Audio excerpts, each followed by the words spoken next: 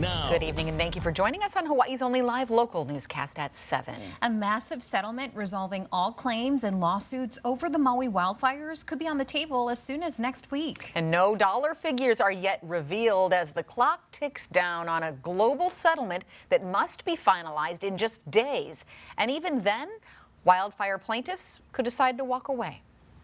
The Maui County Council held a hearing today to take up the county's portion of a deal being worked out with mediators in hundreds of Maui wildfire lawsuits. A global settlement is something that would encompass all of the claims, cross-claims, counterclaims that have been filed both against the county, against the co-defendants, and then all the plaintiffs would agree to, and all of the, we call them subrogation, or the insurance companies would agree to, as well as any future claims yet to be filed up to the date of the expiration of the statute of limitations, which would be August 8th, 2025. As of today, it's now 451 lawsuits representing 1,800 individuals and 425 entities.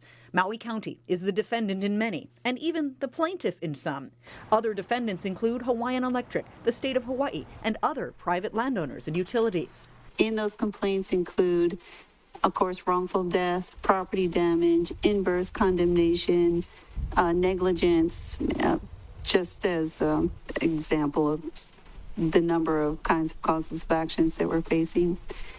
We've been placed on a very aggressive trial schedule by our state court judge. Our first trials are already set for November.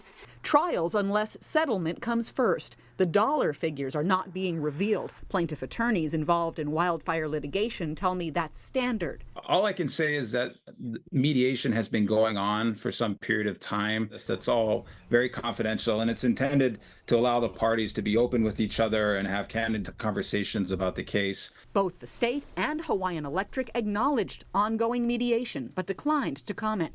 The clock is ticking. They just extended it to July 15th, so they gave us one extra working day.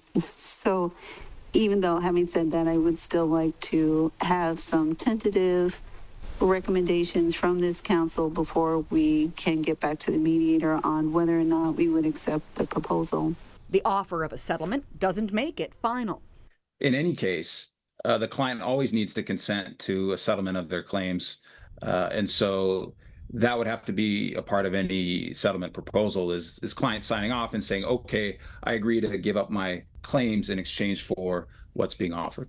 Council members went into executive session to hear the private details of the settlement. During the public open session, the mechanics of the deal were discussed, and one public testifier spoke, saying too little is known about liabilities to be waiving claims now. Where the administration had a recent oral briefing from the ATF, while the public has been kept in the dark, even though 102 Maui residents are now dead. We think the reso should be held until this council can review publicly the briefing filed by ATF. Always Investigating has been pushing the federal ATF and the county fire department for their cause and origin reports. ATF said they gave the county their findings, and it's up to the county to release alongside the county's findings. The county tells me they're waiting on a written report from the ATF before the county can finish their investigation and report. And late this afternoon, that committee advanced the full measure to the full council.